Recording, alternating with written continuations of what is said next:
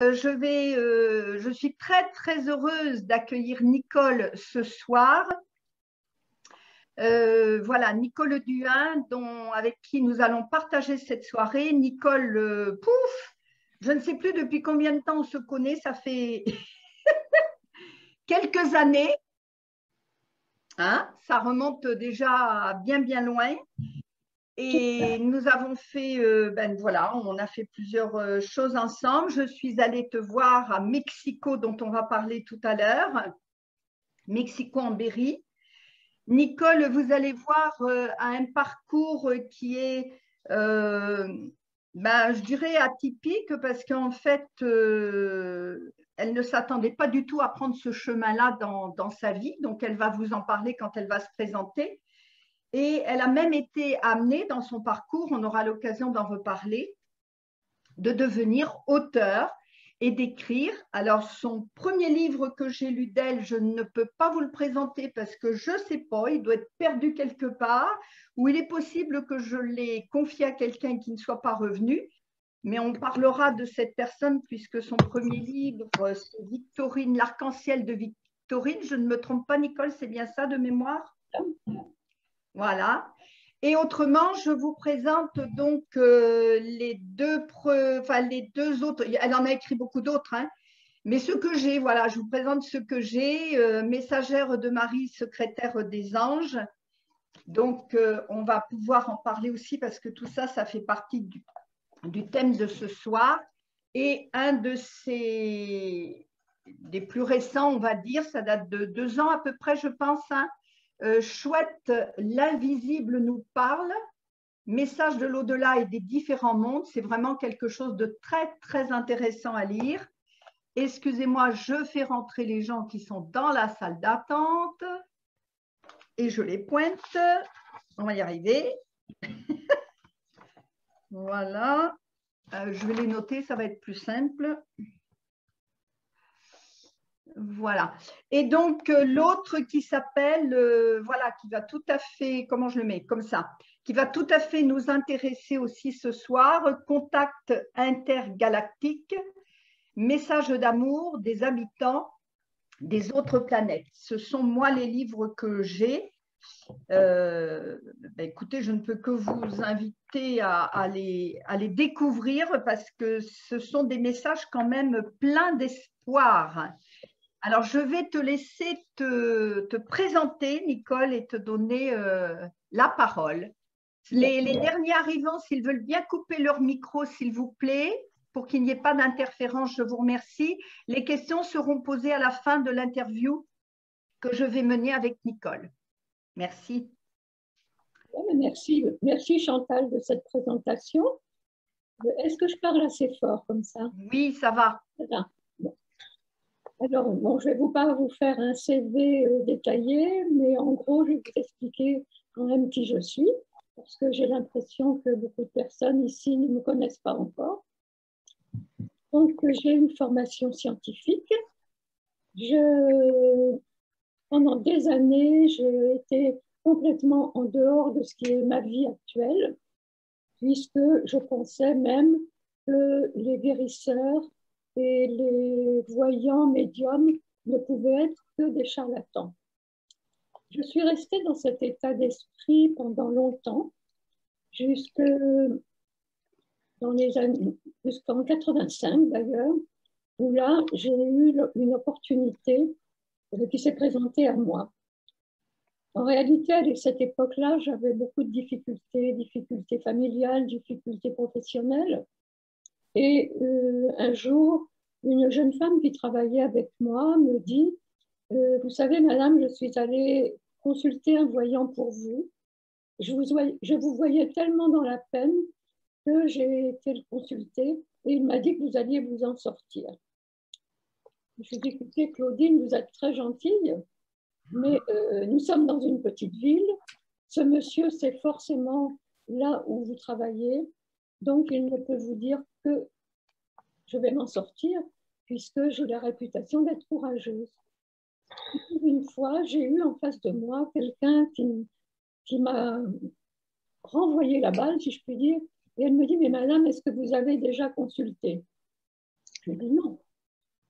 Elle me dit, madame, on ne parle pas de ce qu'on ne connaît pas. Alors là, j'ai dit, vous avez raison. Eh bien, écoutez, vous me donnez l'adresse de votre bonhomme, et puis vous ne lui dites surtout pas que je vais aller le consulter, et je vais faire tout pour le piéger. Donc, j'ai téléphoné sous un autre nom, et lorsqu'il m'a donné mon rendez-vous, il m'a dit surtout, vous venez avec des photos.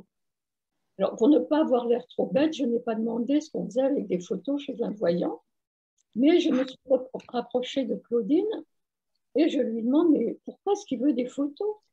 Ah, elle me dit, vous, vraiment, vous ne savez rien du tout. Hein. Vous ne savez pas qu'un voyant, il voit des choses sur les photos. Alors, je me suis encore cru plus maligne que tout le monde. Je me suis dit, je vais lui emmener une photo d'homme. Il va forcément me dire que c'est soit mon ex, soit mon futur ou mon actuel. Mais je ne vais pas lui amener une photo de la famille.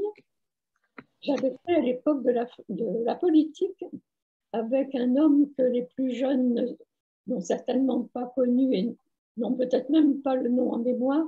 J'avais fait de la politique avec Michel Joubert.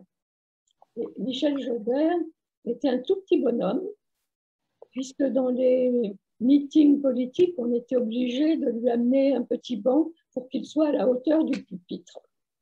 Et moi, j'avais des photos de lui dans mon album, et en particulier, j'en avais une où on le voyait de dos et coupé à la taille. Alors, je riais beaucoup à mon fort intérieur en me disant, bah, s'il lui envoie quelque chose là-dessus, il sera vraiment très fort. Donc, j'arrive chez lui.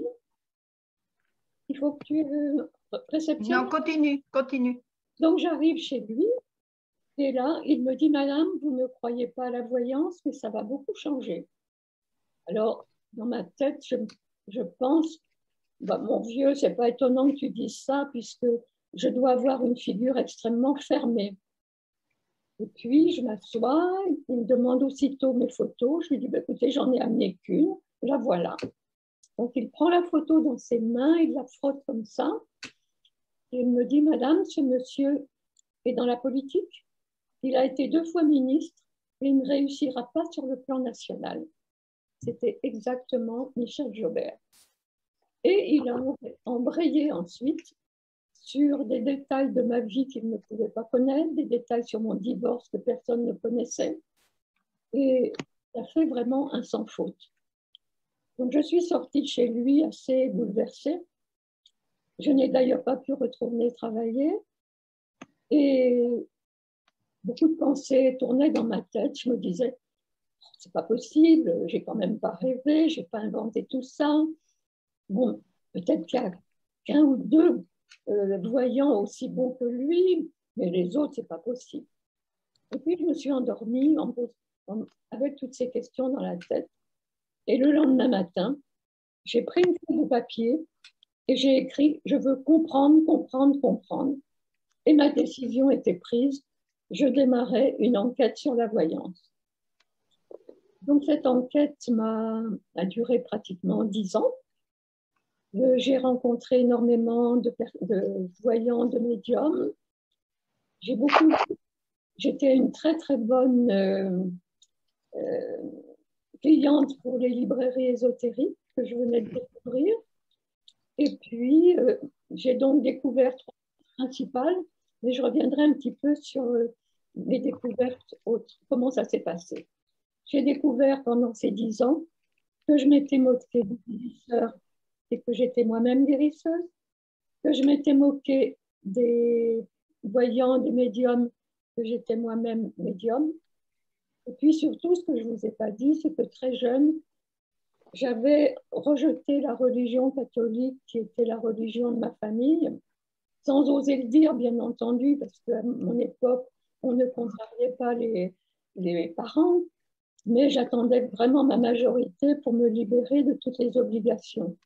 J'avais trouvé énormément d'incohérence dans cette religion. Et là, avec mes découvertes, je me rendais compte qu'il était tout à fait possible d'avoir une vie spirituelle en dehors de toute religion, de toute secte, de toute comment dirais-je, de toute Dogme, non? Enfin, de tout groupe. Donc, au début, j'ai été amenée à rencontrer une personne que je ne connaissais pas, dont tu as dit le nom tout à l'heure, c'est-à-dire Victorine. J'ai rencontré une première voyante qui m'a dit « Madame, vous êtes guidée ». Alors, vous allez voir comme j'étais absolument ignare sur la question. Je lui dis « Ah bon, vous êtes guidée ?» Elle me dit « Oui, oui, oui, vous êtes guidée, vous voyez, moi, je suis guidée par ma grand-mère. » Il me dit « Les personnes décédées nous guident. » Alors, cette personne avait une certaine, on peut dire, mauvaise réputation. Elle était droguée, alcoolique. Elle avait d'autres qualités. Mais en sortant de chez elle, je me suis dit, ben, là, elle est complètement cinglée. Puis j'ai continué ma recherche. J'ai rencontré une autre voyante, cette fois-ci dans l'Oise, qui m'a dit, dès que je suis arrivée, elle m'a dit, Madame, vous êtes guidée par une femme qui a un prénom en INE. Et le reste de la consultation, je ne m'en souviens pas, ça n'avait aucune importance. C'était vraiment pas intéressant. Mais le soir, avec ma fille qui a aussi une formation scientifique, nous nous sommes amusés à faire des statistiques sur les prénoms qui se terminent en INE. Et nous en avons conclu que cette voyante était plus intelligente que les autres, que l'autre, elle était plus organisée, parce qu'il y a tellement de prénoms féminins qui se terminent en INE que forcément, dans une famille, il y en a forcément un. Et je dis à ma fille, ben, tu vois, là, avec moi, elle est tombée à côté, parce qu'il n'y en a pas dans la famille. Quelque temps après, je m'en vais à Parapsy, à Paris. Alors, non pas avec l'intention de consulter, mais avec l'intention d'interroger des voyants. Parce que j'avais établi tout un protocole de recherche, c'est-à-dire faire des consultations, mais également faire des interviews de voyants et des interviews de consultants. Et là, à Parapsy, mon but, c'était de faire des interviews de voyants ou de médiums. J'en vois un qui était inoccupé dans son stand, et je m'approche et je lui demande s'il accepterait d'être interviewé.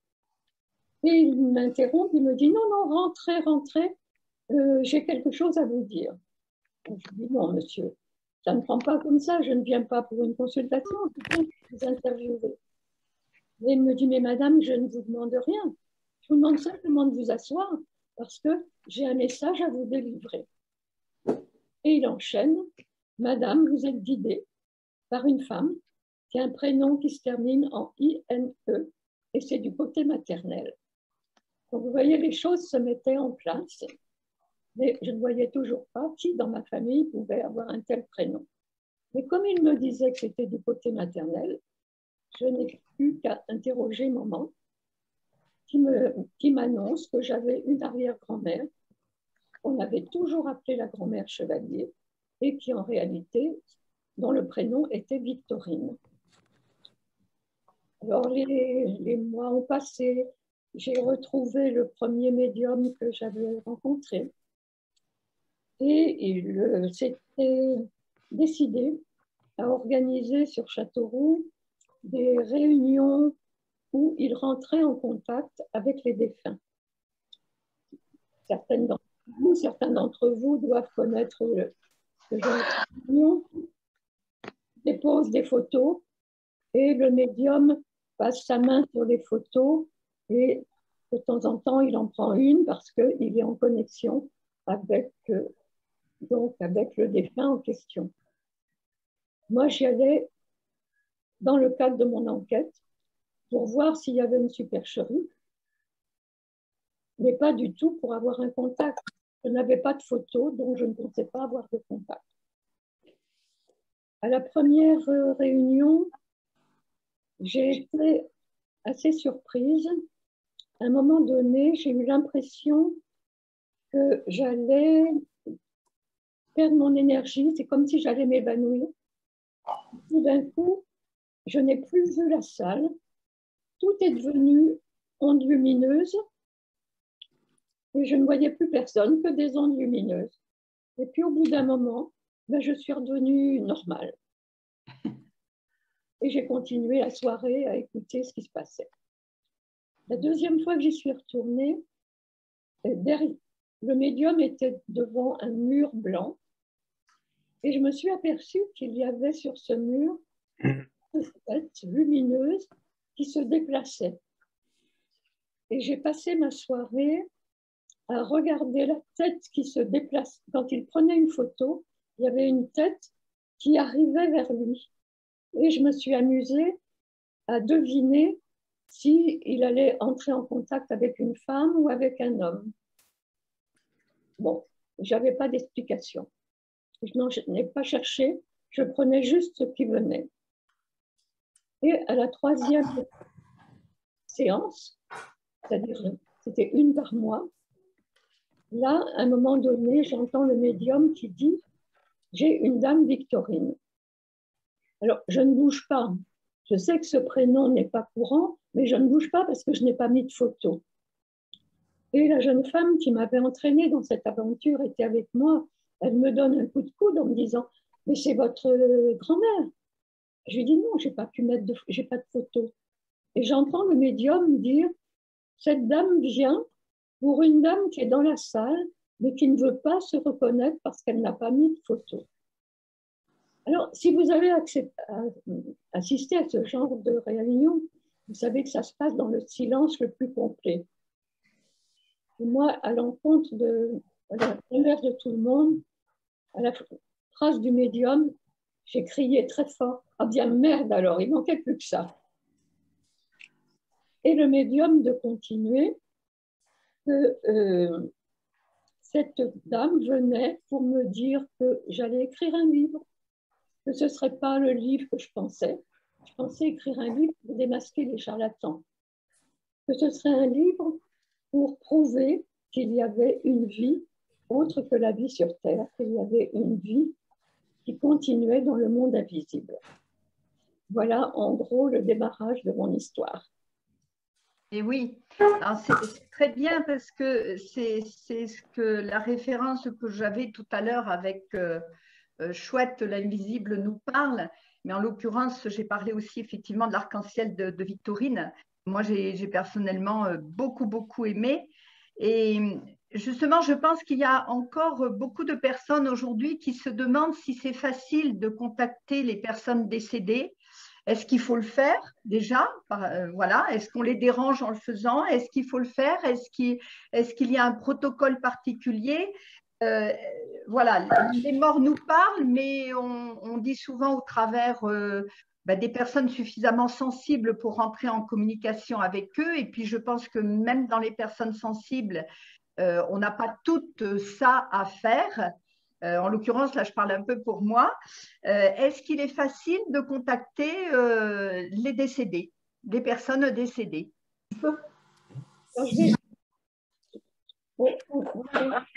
Non, on n'est pas bien. Il y a des micros qui ne doivent pas être coupés. Je vous remercie de couper vos micros, s'il vous plaît, pour éviter les interférences. Merci. Vas-y, Nicole. En fait, je vais dire un peu l'inverse. Ce n'est pas à nous de les contacter, c'est eux qui cherchent à nous contacter. Et ils cherchent à nous contacter par plein de petites actions qu'on ne comprend pas forcément. On peut entendre dans la maison des poutres qui craquent, des meubles qui craquent. On peut sentir des parfums. Personnellement, ça m'est souvent arrivé de sentir des parfums. Alors là, Marie est bien connue pour se manifester par des parfums de rose.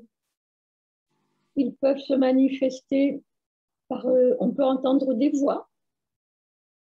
En fait, j'ai expérimenté au moment de mon enquête un petit peu toutes ces façons de communiquer. J'ai eu des objets qui se déplaçaient dans la maison, des photos qui tombaient, elles étaient bloquées dans un cadre et quand je rentrais le soir de mon travail, elles étaient tombées. Or, je cherchais toujours des raisons raisonnables à un fait qui me paraissait anormal. C'est-à-dire que je me disais, la photo en question était bloquée dans un cadre et je disais, si elle est tombée normalement par son poids, elle aurait dû tomber comme ça. Et en fait, je la retrouvais à l'autre bout du meuble. Après, j'ai senti des souffles sur ma figure quand j'étais couchée. Alors, réaction, je me lève pour voir s'il n'y a pas une fenêtre qui est mal fermée. J'ai même mis des boudins aux portes. Et le souffle passait quand même. Donc, vous voyez, les défunts vraiment essayent de nous contacter par beaucoup de manières possibles. Qu'est-ce qu'il y a d'autre également? Excuse-moi, Nicole. Je rebondis sur ce que tu es en train de dire en me faisant un petit peu comme si j'étais néophyte en la matière. Est-ce que ça veut dire que les personnes qui aimeraient finalement avoir des nouvelles de ceux qui sont partis et qu'ils ont aimé, qui ont fait partie de leur vie, etc. et tout, si leur défunt, on va dire ça comme ça, mais ça me gêne parce que pour moi, ils sont toujours vivants. Mais enfin, si les vivants de l'invisible, voilà, on va le dire comme ça ce soir, si les vivants de l'invisible ne viennent pas se manifester, alors, pour quelle raison, je vais te laisser rebondir là-dessus. Pour quelle raison? Est-ce que c'est parce qu'on est trop, effectivement, dans le raisonnement et pas assez à l'écoute de ce qui peut se passer? Est-ce qu'on veut trop forcer les choses? Voilà, je te redonne la parole là-dessus. Mais en fait, ce n'est jamais nous qui décidons. Il y a un plan divin et quand les âmes arrivent de l'autre côté, elles peuvent avoir l'autorisation de nous contacter ou pas. Et en général, nos êtres chers essayent toujours de nous faire comprendre qu'ils sont vivants. Mais on a un côté en général très rationnel. On se dit, eh ben non, l'armoire, elle est vieille, elle vient de craquer, c'est normal. On peut aussi observer nos animaux. Je me souviens d'être arrivée dans une nouvelle maison et d'avoir eu un chat qui, tous les jours, regardait vers l'escalier. Jusqu'au jour où je me suis dit, mais c'est vrai, c'est pas normal. Tous les soirs, elle regarde vers l'escalier. Et j'ai pensé à l'ancienne propriétaire de la maison et je lui ai parlé.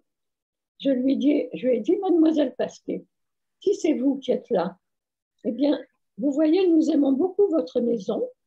Nous allons l'arranger, nous allons faire beaucoup de travaux pour qu'elle soit plus agréable. Donc, vous n'avez pas à rester là. Vous devez être maintenant tranquille, retourner vers la lumière. Si nous n'arrivons pas à communiquer avec nos défunts, c'est d'une part parce que ce n'est peut-être pas dans notre chemin de vie. C'est ça qui est important.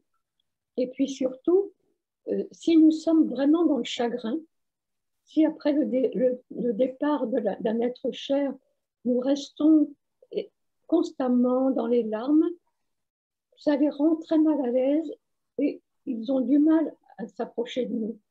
Et même, j'ai eu des messages de défunts disant « Je préfère m'éloigner parce que ça me fait trop mal de voir son chagrin. » Et puis, il y a une question pour comprendre la possibilité de contacter ou de ne pas contacter, c'est de savoir que nous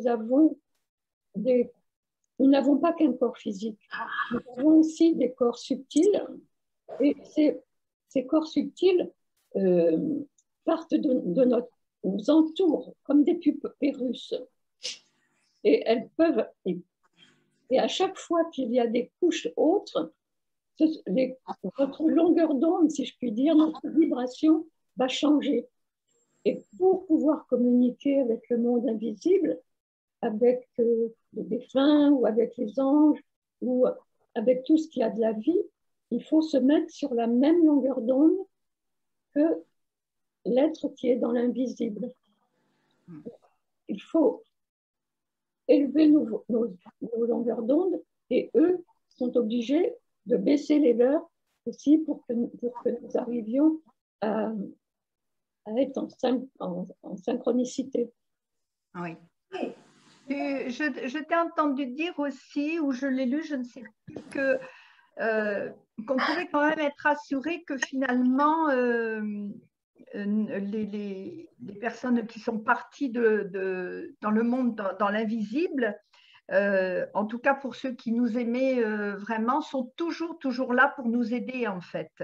Même si on ne le ressent pas, même si on y croit plus ou moins ou autre, mais ils sont toujours là en fin de compte. Alors, dans mes recherches, j'ai beaucoup étudié ce qu'on appelle les NDE, c'est-à-dire les personnes qui ont fait un coma et qui ont eu, on va dire, un instant de mort imminente ou de mort temporaire et qui ont raconté ce qui se passe. Et ils disent tous que quand on arrive de l'autre côté, c'est merveilleux, mais ceux qui partent définitivement, c'est parce qu'il y a une corde qui retient nos corps subtils à notre corps physique, et cette corde va être rompue. Et si j'ai perdu un petit peu le fil. Oui, je te disais en fait que nos amis qui sont partis dans l'invisible sont toujours là pour nous aider. Merci, voilà. J'ai retrouvé. Donc, après une période on va dire, de repos, de ressourcement, l'âme va choisir une activité. Il ne faut pas croire qu'on reste complètement pendant des siècles à attendre une résurrection possible. On a une activité dans le monde invisible. Et la première activité que l'âme va choisir, c'est d'aider ses proches. Et dans Chouette l'invisible nous parle, j'explique beaucoup ce processus. Et il y a des messages de défunts expliquant comment ils aident leurs proches. Je peux vous donner quand même un exemple personnel. Mon père était militaire, mais il a toujours travaillé dans les bâtiments militaires, la réfection des bâtiments. Et quand il est décédé, il est venu me donner un message en me disant que si nous avions besoin de conseils pour des achats ou pour des restaurations de maisons, eh bien, il serait toujours là. Et un jour, ma fille était sur le point d'acheter une maison. Elle s'était presque décidée sur une. Et elle rencontre un jour le locataire de cette maison qui lui dit mais vous n'allez pas acheter ça, c'est pas possible. La maison va bientôt s'écrouler. Il y a une poutre à la cave qui est complètement... Et je dis à ma fille, c'est quand même bizarre. On a été dans la cave, on n'a rien vu. Je dis, écoute, demain, j'appellerai un entrepreneur. Je n'ai pas eu besoin d'appeler. Parce que dans la nuit, mon père est venu et il m'a dit, j'ai fait un tour à la cave, la poutre est en bon état, ta fille peut très bien l'acheter. C'est très pratique. Il y a des défunts qui nous aident dans tous les corps de métier. Et on a beaucoup parlé des médecins du ciel. Ceux qui ont été médecins sur la Terre ou chercheurs scientifiques. Excuse-moi, Nicole. Jean-Paul, est-ce que tu peux couper ton micro sur ton iPhone? Parce que ça fait des interférences et ça gêne. On vient de me le dire dans la discussion. S'il te plaît, merci. Des borborigmes. Allez, rebranchons-nous sur les médecins du ciel. J'aime bien. Moi, j'ai découvert les médecins du ciel par la lecture du livre de Maggie Lebrun, Daniel Lebrun. C'est un couple qui était comme moi, complètement hors du milieu, si je puis dire. Daniel était comptable, Maggie était infirmière. Un soir, ils se couchent. Daniel s'endort et Maggie veut lire un petit peu avant de sombrer dans le sommeil. Mais elle n'en a pas le temps parce que tout d'un coup, elle entend son mari parler avec une voix de femme. Ça doit être un petit peu choquant. Et cette voix de femme leur explique qu'ils ont choisi un parcours particulier, qu'ils vont créer des groupes de prière et des groupes de guérison. Enfin, là, je résume beaucoup. Hein, si vous êtes... Mais moi-même, alors que je préparais un jour une conférence sur les médecins du ciel, parce que ils aident beaucoup les guérisseurs, en particulier les guérisseurs brésiliens, les guérisseurs philippins, mais également tous les guérisseurs. Et un jour que je préparais une conférence, j'ai reçu un message de mon médecin de famille qui avait donc suivi mes enfants à Châteauroux. Et de temps en temps, il vient toujours me donner des messages, des conseils. Et j'ai remarqué que quand je suis contactée par un médecin qui a lui-même des problèmes de santé, c'est souvent ce médecin qui vient répondre pour lui comme s'il avait une préférence pour ses anciens confrères. Ouais. Tu as d'autres exemples à nous donner comme ça? Alors, on peut parler d'un guérisseur célèbre, d'un guérisseur, alors il était brésilien, enfin il est décédé, qui était Arrigo. C'était un monsieur très, très bon, très altruiste, mais il était très ennuyé par des maux de tête persistants. Et un jour, il a commencé à entendre une voix qui lui parlait avec un accent, un très fort accent guttural. Il a compris que c'était de l'allemand. Et au bout d'un certain temps, cette voix lui a dit qu'il avait été choisi par lui parce que, justement, il était très bon et qu'il l'avait choisi parce qu'il avait fait de grosses bêtises, qu'il avait été très cruel durant la guerre et qu'il regrettait ce qu'il avait fait sur les prisonniers et qu'il voulait se racheter en soignant au travers de Arrigo. Donc, Arrigo s'est cru un petit peu fou et la première chose qu'il a fait, c'est aller se confier au prêtre de sa paroisse. Vous savez, en Amérique latine, des personnes sont très, très catholiques ou très chrétiens. Et le prêtre de sa paroisse lui a dit, mais mon pauvre petit, c'est Satan qui t'anime. Donc, on va faire un exorcisme. Mais l'exorcisme n'a rien fait. Les maux de tête ont continué. Et le docteur Fritz était toujours là. Et le docteur Fritz lui disait, tes maux de tête s'arrêteront quand tu accepteras de soigner par mon intermédiaire. Et en effet, un jour, il a cédé et il s'est aperçu qu'il n'avait plus de maux de tête. Et l'histoire d'Arrigo est encore plus extraordinaire. Il a commencé donc à avoir quand même de la clientèle. L'Église était contre lui, mais tant pis, il obéissait à cette voix. Et cet homme avait été mineur et il était resté membre du syndicat des mineurs pour continuer à aider ses frères. Et un jour, il y a un homme politique qui est venu dans le village pour se faire réélire. Et il a demandé à Arrigo de l'accompagner à une autre réunion politique qui avait lieu dans la ville voisine. Ils arrivent à la ville, ils vont à l'hôtel, ils font un bon repas, ils vont se coucher, chacun dans leur chambre. Et le sénateur en question était très, très inquiet parce qu'on venait de lui diagnostiquer un cancer du poumon.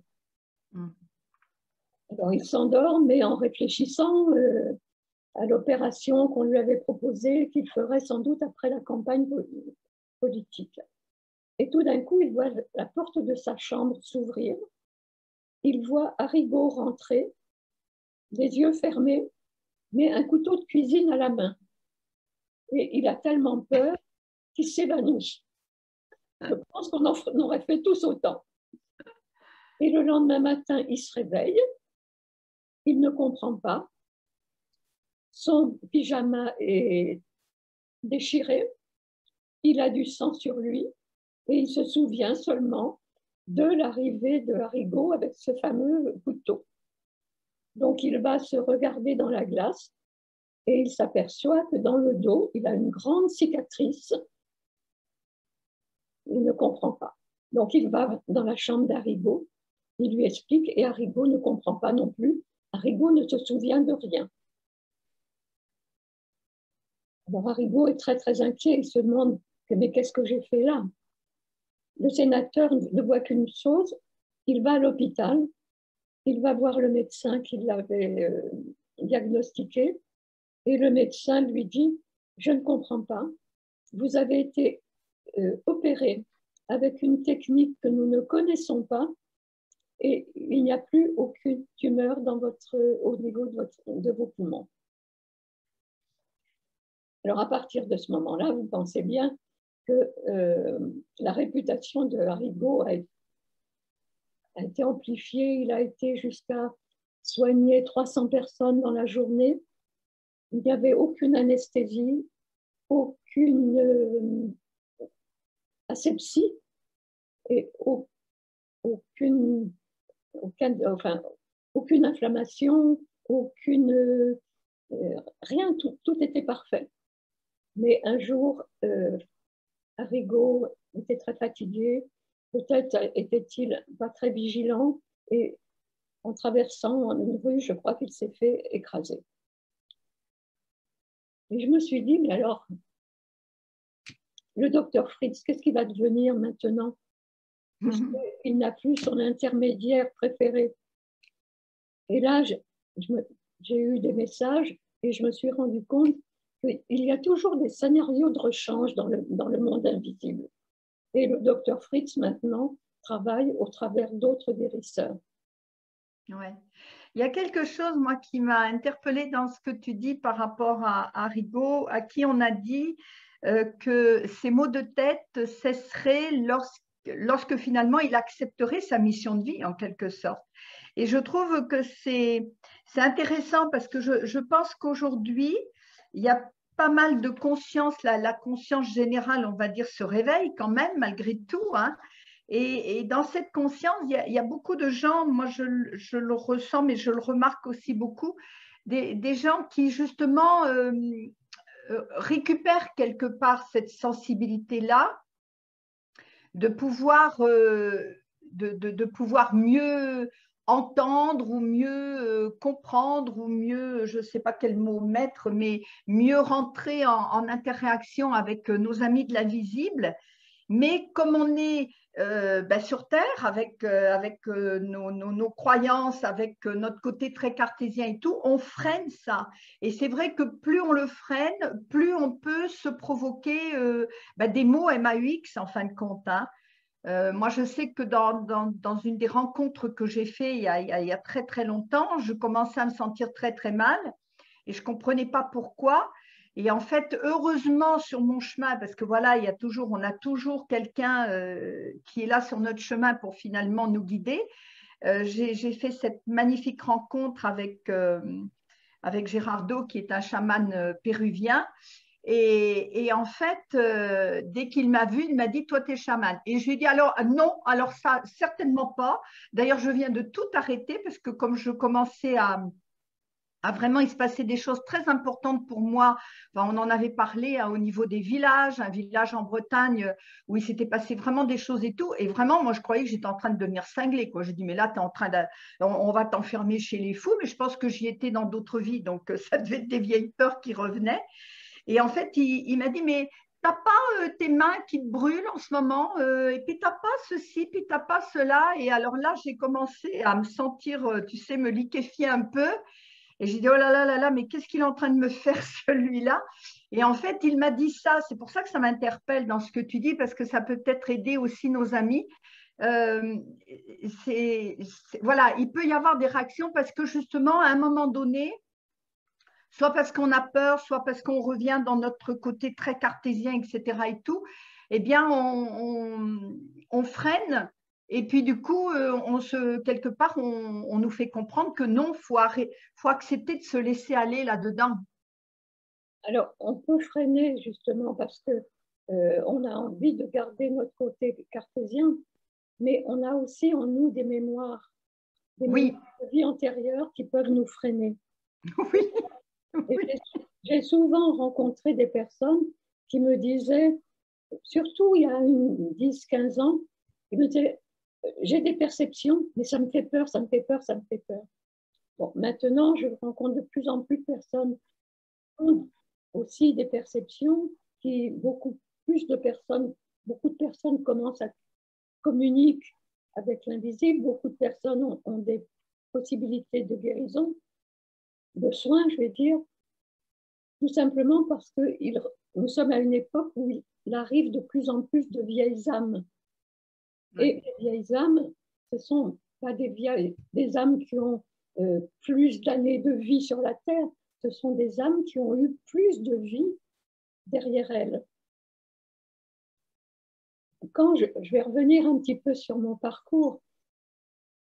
Quand j'ai enfin écrit L'Arc-en-Ciel de Victorine, à la suite d'une rencontre que j'avais faite qui m'avait entraînée au Mexique, en pays maya, dès que j'ai eu fini d'écrire le livre, j'ai été réveillée la nuit et j'ai commencé à recevoir, à canaliser les anges et également les anciens mayas.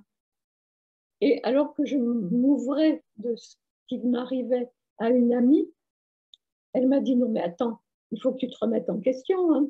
Toi, tu n'as jamais rien fait.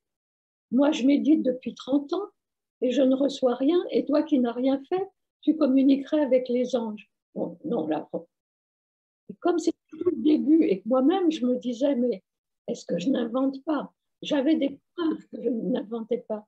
Mais il y avait quand même mon mental qui était là pour me dire, mais et si tu inventais? Mais dans la nuit, les anges sont venus me rassurer en me disant, mais non, cette personne, elle connaît ta vie actuelle, mais elle ne connaît pas toutes les vies que tu as eues, les vies passées, où tu as déjà été guérisseuse, où tu as déjà été canal.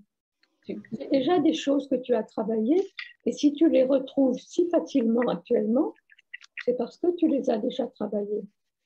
Alors, nous, on allait accepter, par exemple, qu'un Mozart soit musicien dès l'âge de 4-5 ans, sans penser qu'il avait pu être déjà un grand pianiste, que certains peintres peignent aussi de façon innée. Mais je n'avais pas pensé que c'était la même chose pour nos contacts avec le monde invisible. Mais tu sais, ça me fait penser qu'en fait, c'est là où on est trop encore dans le... Alors, c'est pas dans l'ignorance, mais on a oublié, en fait, quelque part, on a oublié qu'on avait beaucoup plus de capacités que l'on croit, parce que justement, on a beaucoup d'autres vies derrière nous. Et il y a des tas de capacités que nous avons et que nous n'exploitons pas parce que quelque part, on s'est coupé de cette mémoire-là. Mais si on veut bien, ne serait-ce que décider de s'y ouvrir, on s'apercevra qu'effectivement, il y a beaucoup, beaucoup de choses qui sont en nous et qui ne demandent qu'à s'exprimer. Mais encore faut-il voilà, décider de les laisser s'exprimer et nous d'accepter de nous laisser guider et entraîner là-dedans, en fait. Et en fait, si on les a oubliés, c'est parce qu'on nous les a fait oublier. Oui. Souvenez-vous, il y a 2000 ans, Jésus disait, ce que je fais, vous pouvez le faire. Il n'est jamais venu pour créer une religion, il est venu pour nous faire retrouver nos potentiels, nos capacités. Et puis, il y a eu des hommes de pouvoir qui sont arrivés, qui ont créé des dogmes et qui nous ont dit que nous étions indignes de recevoir. Souvenez-vous, à l'église, on disait « je suis indigne de te recevoir ». C'est pas indigne, c'est indigne de communiquer avec la source.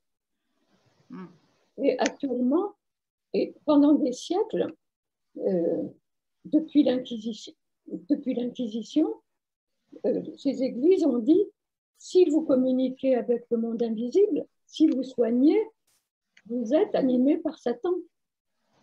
Et actuellement, malheureusement, bon, c'est une petite, infime partie, il y a encore des intégristes qui, dans certaines paroisses, vont vous dire que l'homéopathie est l'œuvre de Satan, que les guérisseurs travaillent avec l'énergie de Satan. Mais nous avons tous les mémoires donc, de nos anciennes vies. Moi-même, j'ai mis beaucoup de freins. Il y a un micro, excusez-moi, il y a un micro qui ne doit pas être coupé. On entend du bruit en arrière-plan. Merci de le couper. Moi-même, j'ai eu beaucoup de freins. Quelquefois, je me disais, ça y est, j'y vais, puis hop, j'avais un autre frein. Parce que dans des vies antérieures où j'ai déjà été guérisseuse, par exemple en Espagne sous l'Inquisition, j'ai appris que j'étais guérisseuse et en particulier, les femmes qui ne pouvaient pas avoir d'enfants venaient me voir. Les femmes qui étaient stériles venaient me consulter. J'ai retrouvé d'ailleurs cette possibilité dans cette vie-ci. Mais ça n'a pas plu aux ecclésiastiques de l'époque. Ils sont donc venus me chercher, j'ai été torturée, brûlée. Alors, quelquefois, on a des paroles, on ne sait pas pourquoi on les dit. Quand j'étais enfant, adolescente, même adulte, j'ai souvent dit « Oh, si on me touche les pieds, j'avouerai n'importe quoi ». J'ai eu les pieds extrêmement, extrêmement fragiles.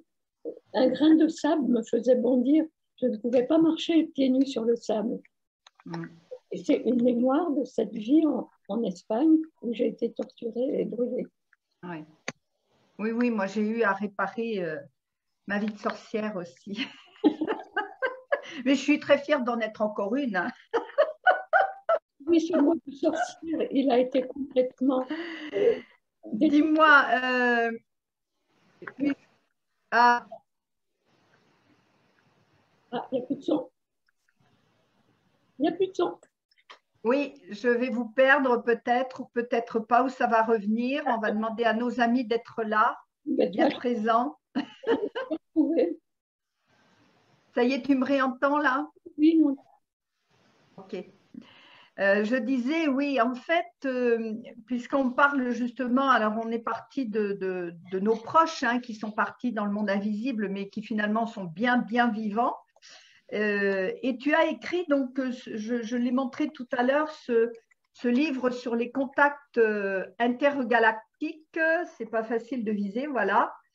Et ça, je l'ai beaucoup aimé parce que, tu me diras, je les ai tous aimés, tes bouquins, mais celui-ci, je l'ai trouvé très, très intéressant parce qu'il ouvre vraiment sur la dimension et ça va rejoindre aussi ce que tu disais par rapport au fait que depuis l'Inquisition, finalement, on a été dominé hein, quelque part et soumis à un pouvoir et Dieu sait qu'on est dans une période où on est bien en plein dedans et que tout se révèle.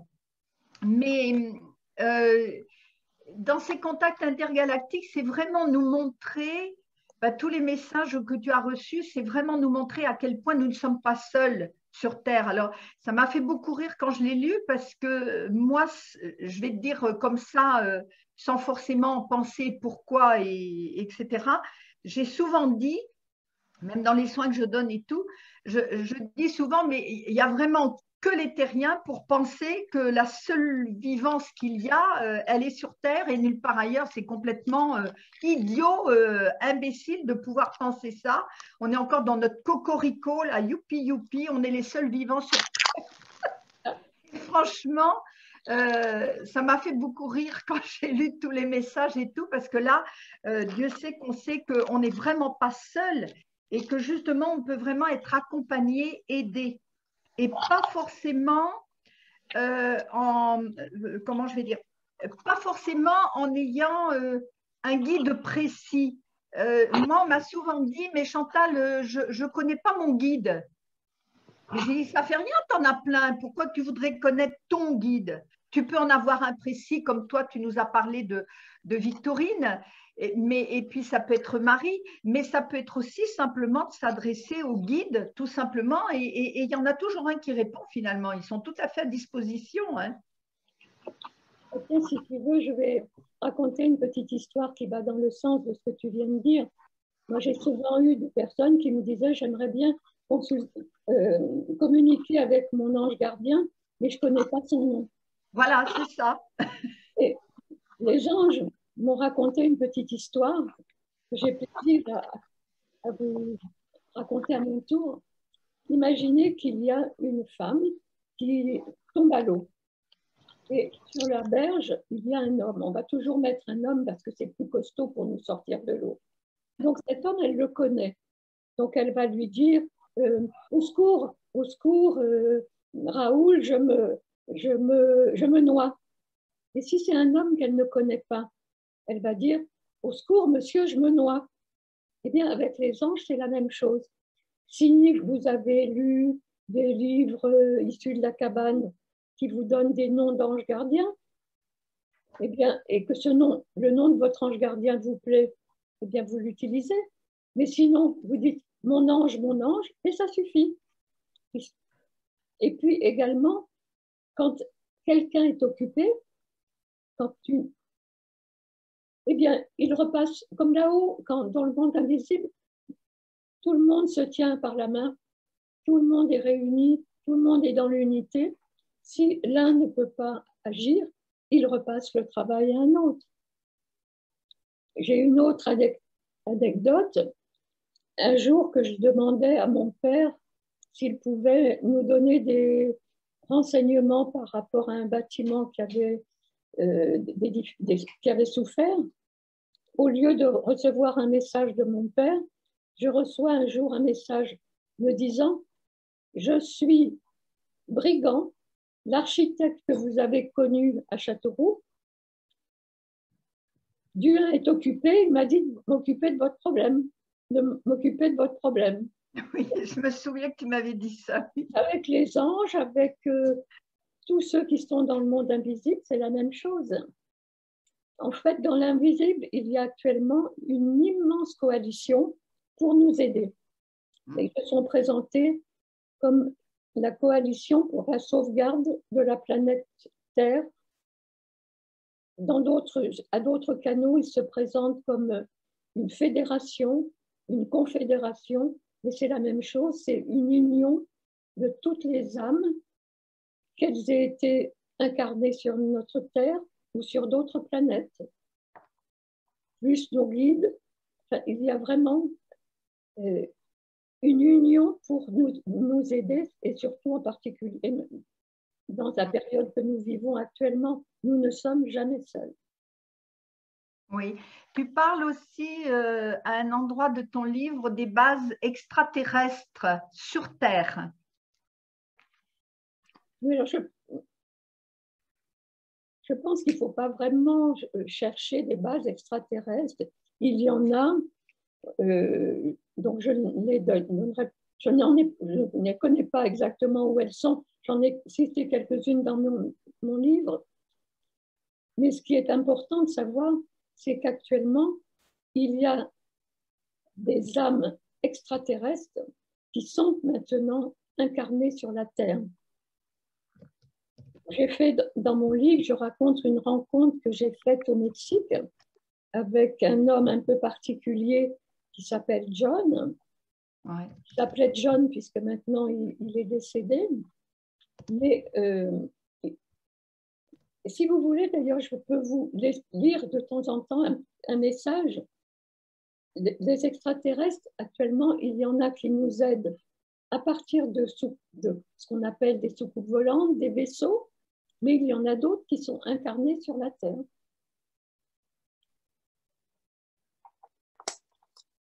Voilà, ils nous disent, nous intervenons soit à partir de nos vaisseaux, soit directement par nos envoyés en intervention. Dans le premier cas, nous nous consacrons en premier lieu à la surveillance de vos sites nucléaires, mais aussi de tous ceux appelés par vous sensibles, c'est-à-dire dangereux.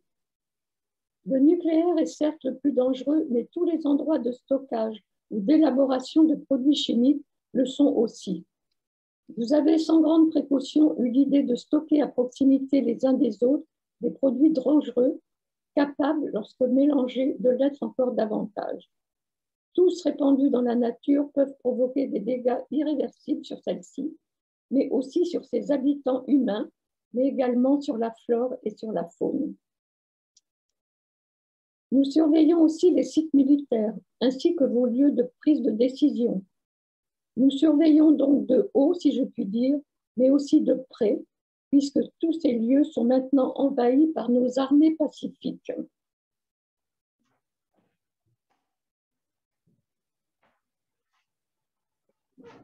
La Chantal est partie. Non, la revoilà. Non, j'ai juste mis ma lumière parce que je sens que ça abaisse la luminosité.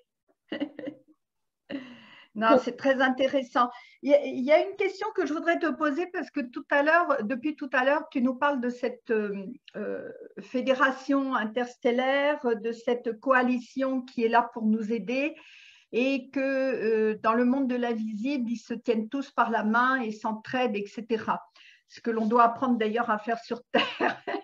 Mais qu'est-ce que tu penses ou que nous dirais-tu de ce que certains appellent les mauvaises entités? Est-ce qu'il y a vraiment des personnes du monde invisible qui sont là pour contrecarrer les plans de ceux qui sont dans la lumière, par exemple, on va dire ça comme ça? Alors, j'ai longtemps cru que tout le monde était bon et gentil. Je faisais un peu l'autruche et je pensais qu'il n'existait que des êtres d'amour et de lumière. Mais j'étais bien obligée. Bon, malgré tout, je rencontrais des gens moins bien intentionnés, mais je laissais un peu de côté. Je voulais voir que le beau côté des humains. Mais avec la vie et l'âge, je me suis rendu compte qu'en fait, il existe vraiment deux mondes, on va dire le monde de la lumière et un monde qu'on a appelé le monde de l'ombre, de l'obscurité, mais que j'aime beaucoup mieux appeler maintenant l'ombre déguisée ou la lumière assombrie. Ah oui, j'aime bien ça, la lumière assombrie. Parce que dans tout être humain, dans tout individu, quel qu'il soit, il y a les deux parties. Oui. Il y a l'ombre et la lumière. Mais il y a des personnes qui sont beaucoup plus dans le camp de l'ombre et d'autres beaucoup plus dans le camp de la lumière. Les Mayas, pour cela, m'ont appris beaucoup de choses parce qu'ils ont des calendriers extrêmement précis. Mais surtout, ils ont une vision du monde sur une grande période. Les Mayas ont toujours expliqué qu'ils avaient d'abord vécu une période de 13 lumières, que cette période s'était arrêtée à un moment précis qui correspond à l'arrivée des Espagnols. C'est une période de 9 obscurités, de 9, certains ont dit enfer, mais il vaut mieux dire obscurité. Mais que cette période d'obscurité ne va pas durer éternellement et qu'elle va rebasculer dans une période de 13 lumières.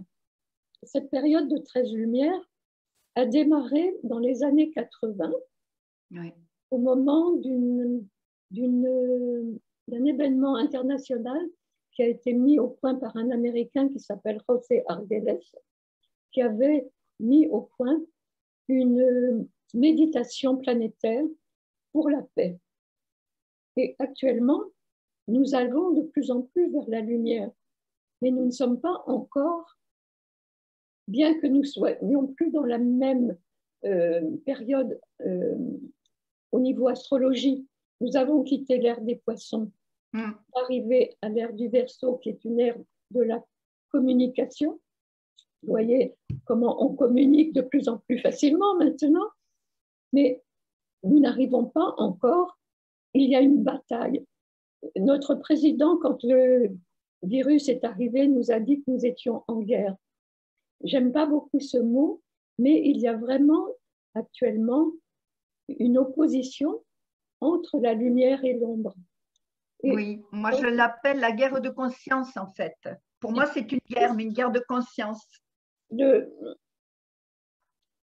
En fait, dans les guerres, quand il y a toujours deux camps, et quand il y a un camp qui va perdre la guerre, il réagit.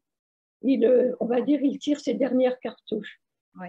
Et je trouve que nous devons garder espoir, parce qu'actuellement, cette partie sombre réagit de plus en plus, tout simplement parce qu'elle sait qu'elle a perdu.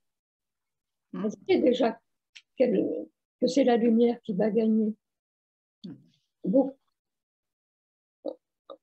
On a reçu, beaucoup de personnes parlent que nous sommes actuellement en résistance, et on a reçu des messages, j'ai reçu des messages faisant vraiment un parallèle entre ce qu'on a vécu au moment de la guerre 39-40 et maintenant. C'est-à-dire qu'il y a deux voix. La voix officielle, pendant la guerre, c'était la voix de Vichy, qui obéissait aux nazis. Et puis, il y avait la voix qui suivait De Gaulle. Et ce qui est vraiment formidable, qui est vraiment un message d'espoir, c'est de savoir que c'est ceux qui ont suivi le général De Gaulle, qui étaient beaucoup moins nombreux que le reste de la population, c'est eux qui ont gagné. Eh bien, les messages qu'on reçoit actuellement nous disent « Ne désespérez pas ». Même si vous avez l'impression que l'ombre, que cette lumière assombrie est beaucoup plus forte que vous, c'est la lumière qui va gagner. C'est la lumière qui va gagner parce qu'il y a de plus en plus d'éveilleurs sur la planète. Il y a des éveilleurs publics, tous ceux qui font des conférences, qui écrivent des livres, qui organisent des séminaires, qui organisent des vidéoconférences. Et puis, il y a tout le reste des éveilleurs anonymes. Et c'est ceux-là qui sont importants parce qu'il faut surtout qu'ils ne se dévalorisent pas. Il ne faut pas dire « Oh ben moi, je suis dans mon petit coin, puis je ne peux rien faire ». Eh bien si, parce que ce qui est important, c'est le pouvoir de nos pensées. Actuellement, c'est vraiment ça qui est le plus important. Faire attention à toujours rester bien droit dans nos pensées, toujours des pensées positives, ne jamais donner crédit à tous ces médias qui nous amènent de l'angoisse, qui nous emmènent de la peur. On sait que la peur fait baisser les défenses immunitaires. Oui. C'est vraiment très, très important de penser toujours positif. C'est pas faire l'autruche, c'est savoir que la pensée est créatrice. Oui. J'en parle beaucoup dans le débat mensuel que j'ai instauré depuis peu, que j'ai intitulé « La santé dans tous ses états ». Et dans tous ces états, parce qu'effectivement, dès lors qu'on baisse notre système immunitaire, ça entraîne énormément de choses à tous les niveaux de vie et également, si tu veux, tu en parlais tout à l'heure, de tous nos corps, c'est-à-dire je ne parle pas que du corps physique, on va jusqu'au corps de lumière, j'ai envie de dire, tu vois. Et alors, moi, la question que je me pose, j'ai beaucoup aimé ce que tu as dit tout à l'heure quand tu appelles la lumière assombrie. Ça, je vais te le repiquer. Parce que ça me paraît juste, j'aime bien, parce que je suis un peu comme toi, dans le sens où pour moi, dans l'être humain, il y a toujours cette part de lumière et ben, qu'il faut essayer de tirer et de mettre en avant, tu vois. Et en fait, la lumière assombrie, est-ce qu'elle existe? Là, on en parle plus sur le plan de Terre. Est-ce qu'elle existe dans la galaxie? Est-ce qu'elle existe dans là où vivent nos autres amis? Alors, avant de répondre, je voudrais rendre à César ce qui appartient à César, en l'occurrence à Monique Mathieu. C'est Monique Mathieu qui a utilisé ce mot Ah, lumière assombrie. Moi, j'avais reçu la lumière déguisée et j'ai trouvé que lumière assombrie, c'était très bien. Oui, dans le monde invisible, enfin, dans la galaxie, toutes les planètes ne sont pas au même niveau d'évolution. Il y a eu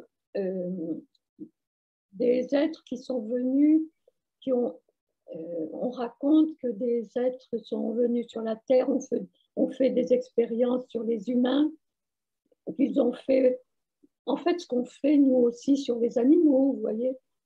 Mais depuis quelques années, les vibrations de la Terre ont augmenté. Donc ces êtres-là ont de plus en plus de mal à nous atteindre. Et en plus, ce que j'ai reçu en message, c'est qu'il y a maintenant suffisamment de planètes évoluées pour empêcher celles qui sont moins évoluées de nous atteindre. oui, tout à fait.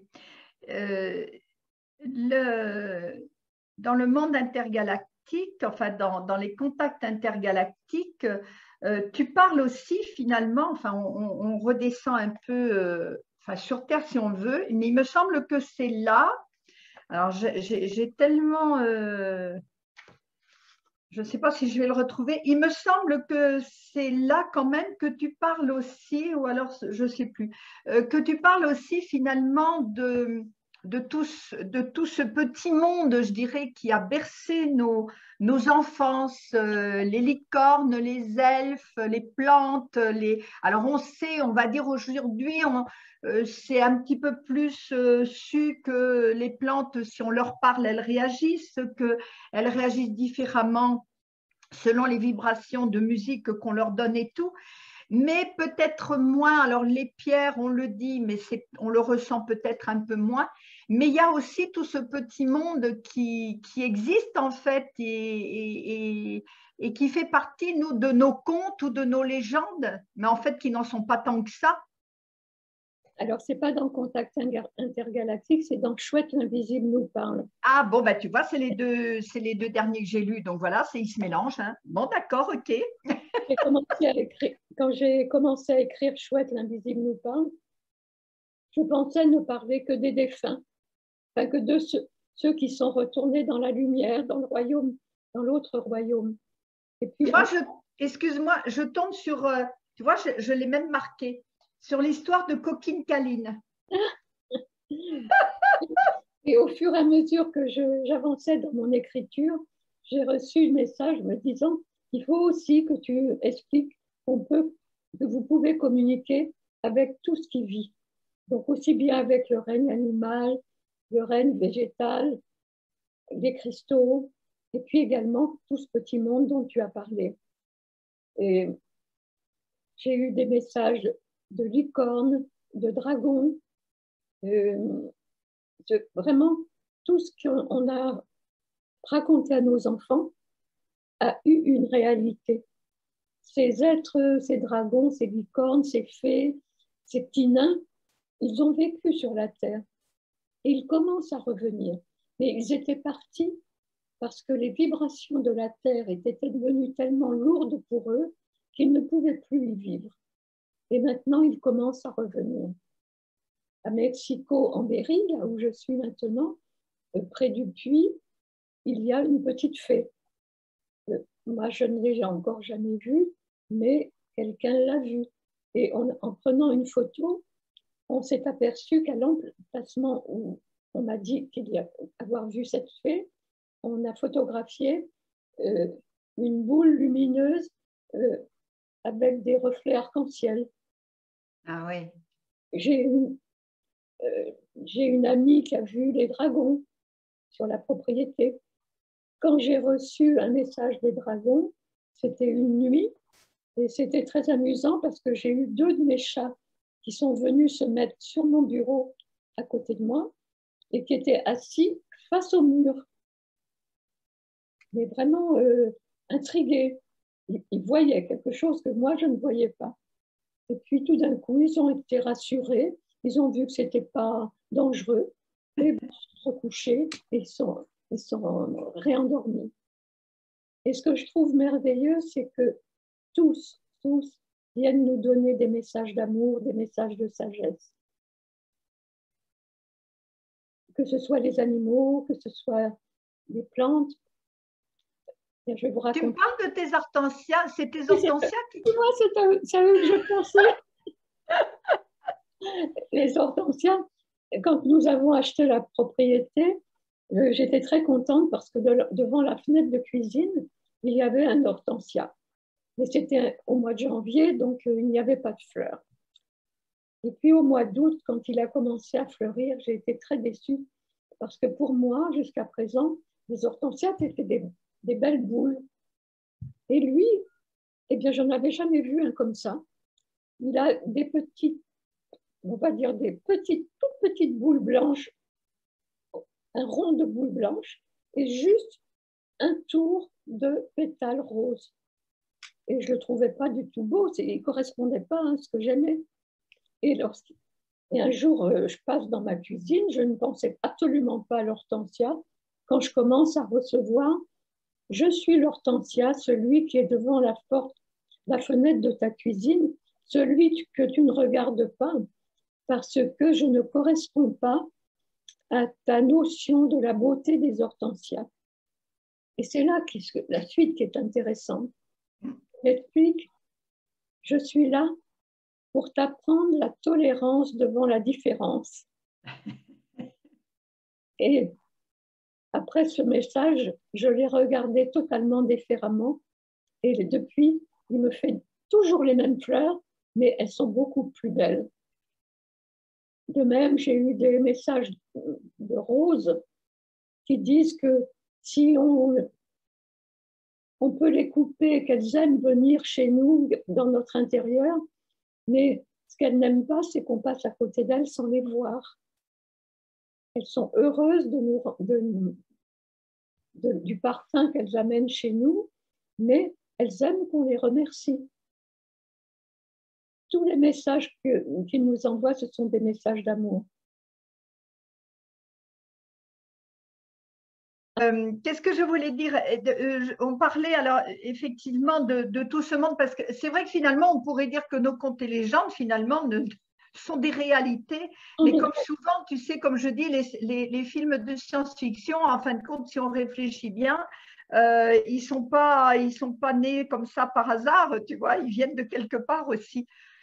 Mais c'est peut-être moins connu, où on a tellement dans la tête que ce sont des contes et des légendes, qu'on a peut-être effectivement plus de difficultés à se dire que non, que ça a bien existé et qu'ils reviennent, et c'est quand même un monde merveilleux, ça fait partie de la lumière, tout ça.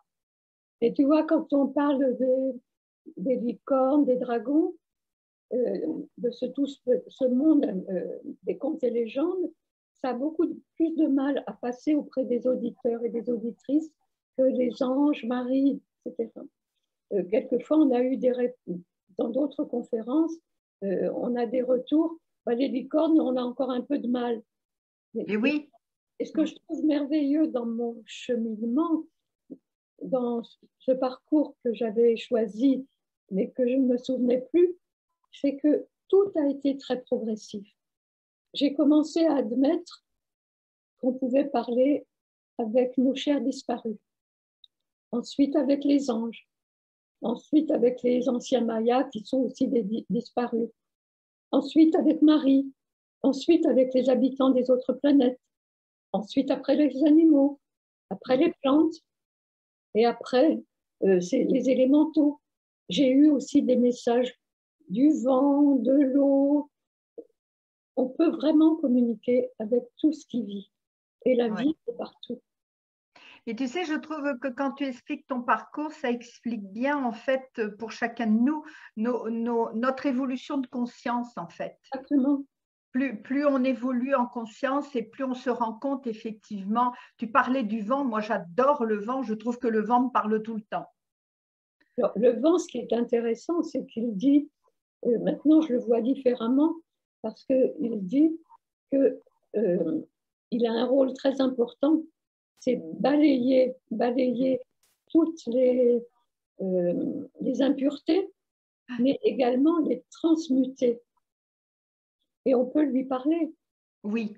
Récemment, je ne sais pas si dans le Midi si c'est pareil, mais chez nous, nous avons eu depuis 15 jours énormément de vent.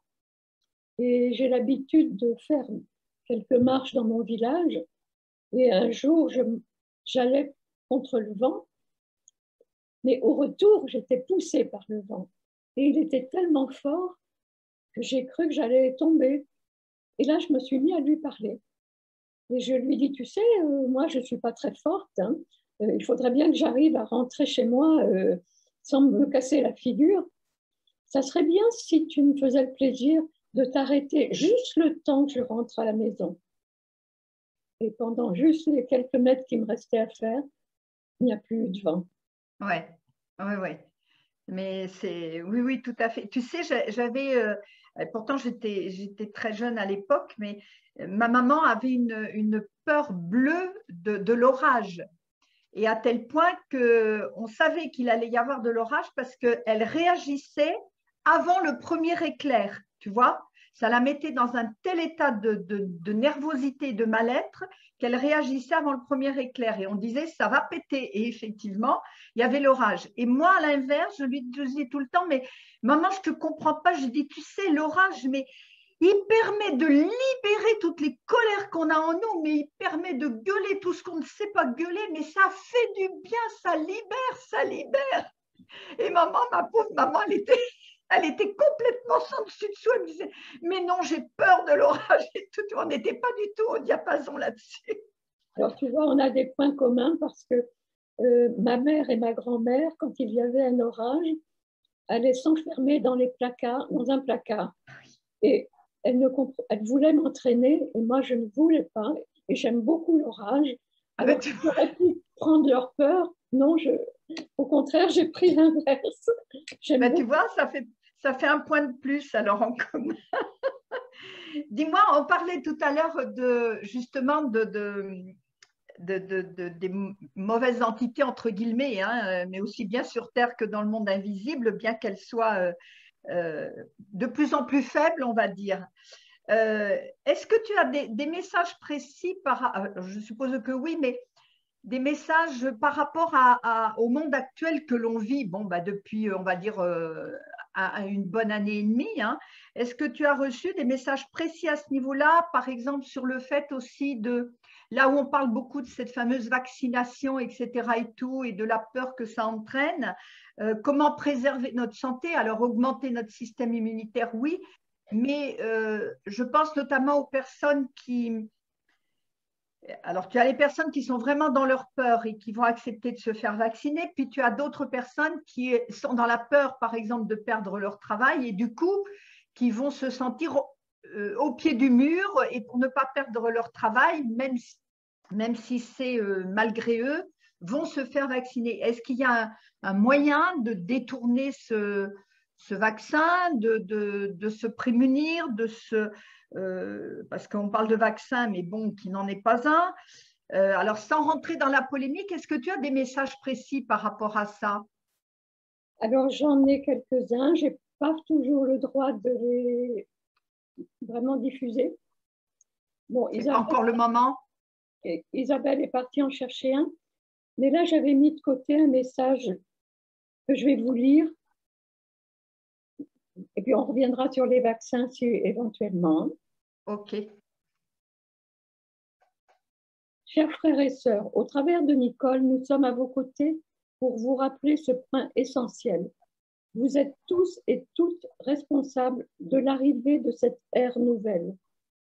Nous le répétons pourtant depuis longtemps, vos pensées créent votre réalité. Arrêtez de critiquer. Voyez la lumière qui existe en chacun de vous. Il y a une part divine en chaque être vivant, même en celui ou celle dont les actes et les paroles vous paraissent totalement insensés. Ils sont justement sur votre route pour que vous développiez des sentiments de compassion de pardon et d'espoir. Celui ou celle que vous considérez comme le pire des mécréants n'est jamais là par hasard. Chers frères et sœurs, ne gaspillez pas votre énergie dans le dénigrement, la critique et la peur de l'avenir. Voyez plutôt les merveilles qui vous entourent, car il y en a beaucoup plus que certains ne le croient. Ouvrez les yeux, ouvrez vos cœurs, et vous en verrez chaque jour de nouvelles.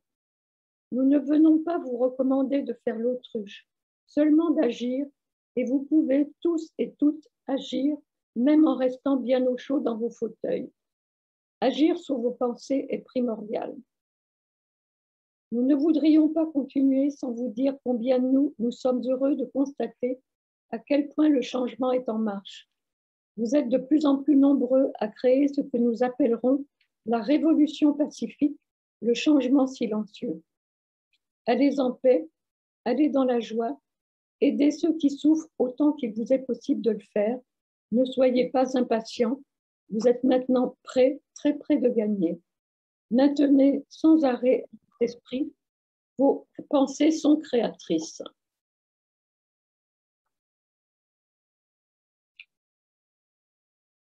Je suis en train de chercher.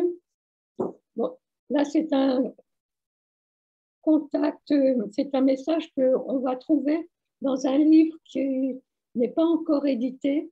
Ah, on va en parler tout à l'heure, c'est ça? Ce n'est pas un livre écrit par moi, mais par une amie qui s'appelle Anna Caranta. Et son livre va sortir au mois de juin.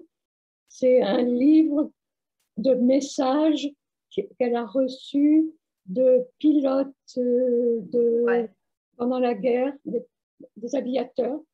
Et c'est vraiment des messages exactement sur la même longueur d'onde que ceux de la coalition, on va dire. C'est toi qui l'édites, ce livre-là, Nicole? Oui, c'est chez nous. Bon, ben, c'est bon, tu me tiendras au courant parce qu'éventuellement, je verrai avec Gisèle, mais je pense qu'on essaiera de l'interviewer, cette femme, parce qu'on en a parlé ce matin avec Isabelle et toi, et enfin, moi, ça m'intéresse beaucoup, justement. Alors, depuis que nous travaillons sur ce livre, l'un des aviateurs qui a contacté Anna est venu me donner des messages et je vais vous donner la primeur du message que nous mettons en fin de livre. Ah, merci. Mon contact aujourd'hui a un autre but, celui d'apporter de l'espoir à tous ceux et celles qui participent à ces événements difficiles apportés par une toute petite particule de l'univers, un virus. Depuis des lustres, il vous a été annoncé une période de grand cataclysme due à l'irresponsabilité des habitants de la Terre et surtout à leur rejet ou à leur oubli de cette part importante d'eux-mêmes qui est l'esprit. Nombreux sont ceux qui ont restreint leur vie à son seul aspect matériel. Souvenez-vous de la phrase de l'un de vos grands penseurs, « Science sans conscience n'est que ruine de l'âme ». À l'heure actuelle, vous en voyez les effets, je dirais même les ravages. Vous pouvez observer le combat que mènent ces scientifiques en question afin de déridiculiser, de décrédibiliser ceux qui se souviennent de la conscience par des calomnies de toutes sortes. Nous voulons ici vous rassurer. Quelles que soient les apparences, la lumière a déjà gagné et pour que certains n'en doutent pas, nous allons vous rappeler des faits que nous avons contribué à réaliser par le sacrifice de nos vies lors de ce conflit que fut la guerre 39-45, car le scénario est le même. À cette époque, vous aviez d'une part ceux qui suivaient aveuglément les instructions du gouvernement de Vichy à la botte des nazis, et d'autre part, quelques illuminés qui avaient entendu l'appel du général de Gaulle. Nous étions moins nombreux et nous avons gagné. Alors, vous qui nous lisez, ne doutez pas, vous allez gagner. Suivez nos conseils, ils vous mènent à la victoire. Soyez patients, persévérants et actifs. Nous vous en remercions et vous saluons. Magnifique. Merci de cette primeur. Je pense que Gisou sera d'accord avec moi, mais on sera très honorée de recevoir cette personne-là, hein, Gisèle, en visioconférence aussi. Voilà, parce que je pense que ce sera vraiment très intéressant et c'est un beau message, oui. Je pense qu'on va pouvoir terminer là pour passer aux questions.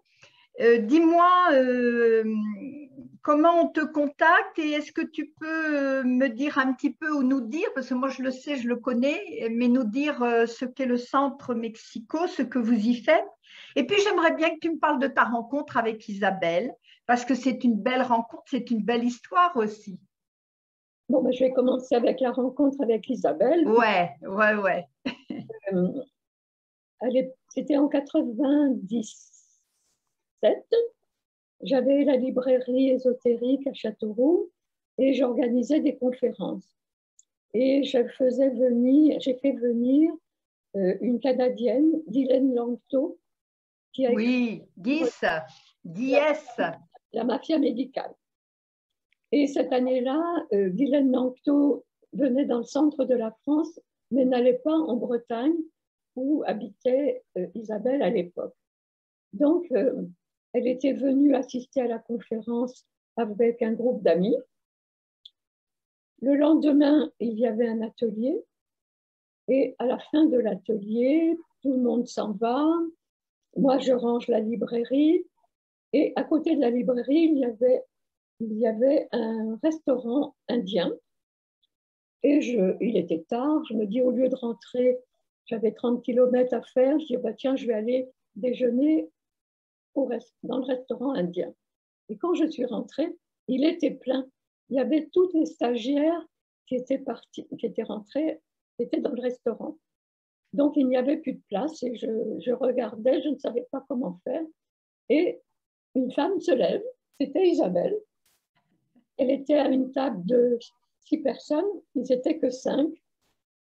Et elle me dit, si vous voulez venir à notre table, il reste une place. Donc, je me suis assise en face d'elle et nous avons commencé à bavarder. Et nous n'avons jamais arrêté. Isabelle, au départ, on a beaucoup parlé par téléphone.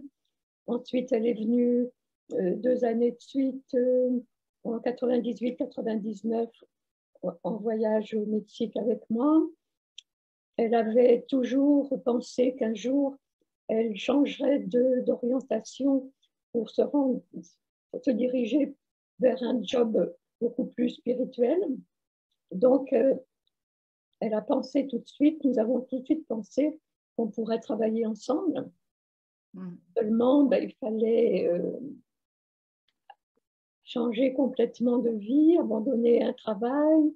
Et puis, moi, j'étais pas, à l'époque, comment dirais-je, j'étais dans une phase où j'avais dit quand même dans l'arc-en-ciel de Victorine que j'étais médium et guérisseuse, mais où je ne l'admettais pas vraiment au fond de moi-même. Oui.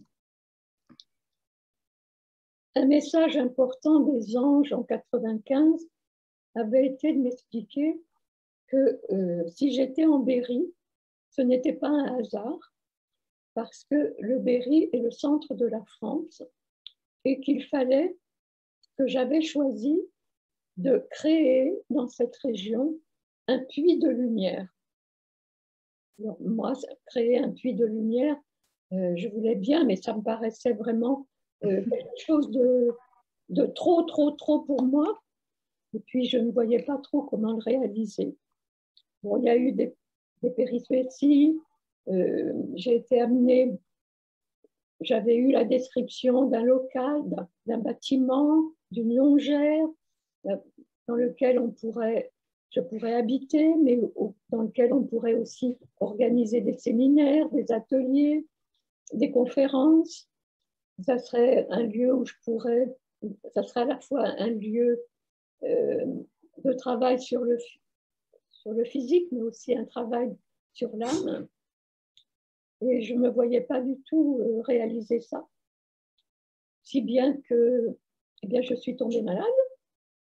Et la maladie, c'est souvent un appel au secours de notre âme qui nous fait comprendre que c'est bien beau de dire je suis ceci, je suis cela, mais si on ne le réalise pas totalement, c'est pas, il faut vraiment être en harmonie corps, âme, esprit. Donc, une fois guérie, durant toute ma maladie, j'ai réfléchi à la question. Et puis là, j'ai vraiment dit, ben oui, j'accepte de créer ce centre. Et c'est à ce moment-là qu'Isabelle est venue avec moi et que nous avons, après moult péripéties, trouvé une propriété qui s'appelle Mexico depuis 1800 et quelques, 1880, alors que cela fait des années que nous travaillons avec les Mayas du Mexique. Donc, c'est la preuve une fois de plus qu'il n'y a pas de hasard. C'est ça. Tu as ramené Mexico en Berry.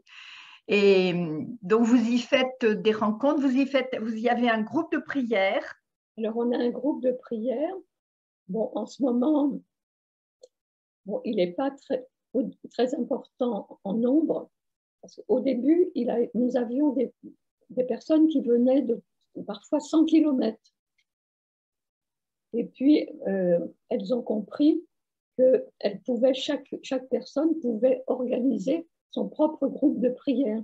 Donc, il y en a qui se sont organisés à Bourges, à Tours, enfin, dans tout l'environnement. Donc, nous, notre groupe n'est pas très important. Et puis, en ce moment, avec des interdictions, beaucoup de personnes ont continué à prier, à méditer à la même heure, mais chez elles. C'est ça. Donc, le principal, c'est qu'il y ait le plus possible de petits groupes ou de personnes. 2 personnes, ça fait un groupe. Tout à fait. On peut aller s'y ressourcer aussi si on en a envie. À Mexico? Oui. Alors, oui et non. Nous ne sommes pas un lieu d'accueil. Ce n'est pas un lieu d'hébergement. Bon, c'est un lieu où il y a donc une salle pour les ateliers, pour les conférences, où nous accueillons des thérapeutes, où il y a aussi une pièce boutique avec mes livres, ou les livres. Jusqu'à présent, il n'y avait que 2 autres livres qui n'étaient pas les miens. C'était 2 livres sur la culture maya. Maintenant, eh bien, dans le mois prochain, il y aura également le livre d'Anna. Comment? Ah oui, le livre d'Anna qui s'appelle L'escadrille de l'invisible, c'est ça? Voilà. Oui, on aura l'occasion d'en reparler. Tu as aussi, donc c'est toi qui édites tes livres, donc on peut les retrouver aux éditions du 7. On peut les retrouver. C'est .com, je ne me souviens plus, Nicole. .fr. Bon, d'accord, j'avais une chance sur 2. Mais nos livres, donc, édition du 7.fr. Mais nos livres sont distribués par toutes les librairies. Oui, tout à fait. On trouve partout. Hein.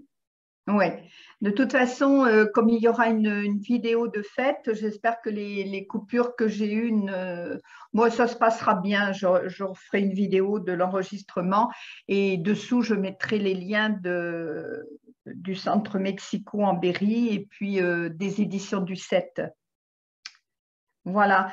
Dis-moi, avant de passer aux questions, quel serait ton message pour notre évolution dans l'état actuel des choses et pour créer notre monde nouveau qui est déjà en route d'ailleurs. Hein. Aurais-tu un message à nous donner par rapport à ça? Bon, tu nous as fait un très beau message avec l'escadrille de l'invisible. Est-ce que toi, tu en aurais un plus personnel à nous délivrer? Et puis sinon, après, tout le monde pourra poser ses questions s'il y en a. Je crois que il faut surtout insister sur la puissance créatrice de nos pensées. Et je pense surtout qu'il faut arrêter de compliquer les choses. On nous a tout compliqué, alors que en fait, la vie spirituelle est très simple. Il suffit de parler au monde invisible comme nous parlerions à nos amis avec notre cœur. Et rendre les choses simples. Donc c'est comme ça, c'est ainsi que je terminerai cette soirée, si vous voulez, c'est simplicité. Arrêtons de compliquer les choses. Oui, c'est vrai. C'est un autre point commun qu'on a, ça. La simplicité.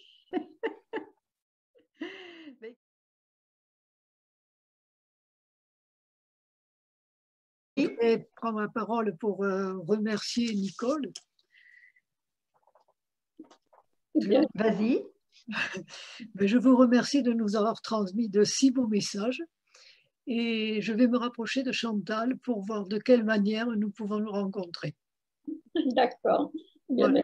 Merci beaucoup, Gisèle. Je vous remercie. C'était vraiment très, très intéressant. Le jour prochain. Voilà. Merci beaucoup. À bientôt.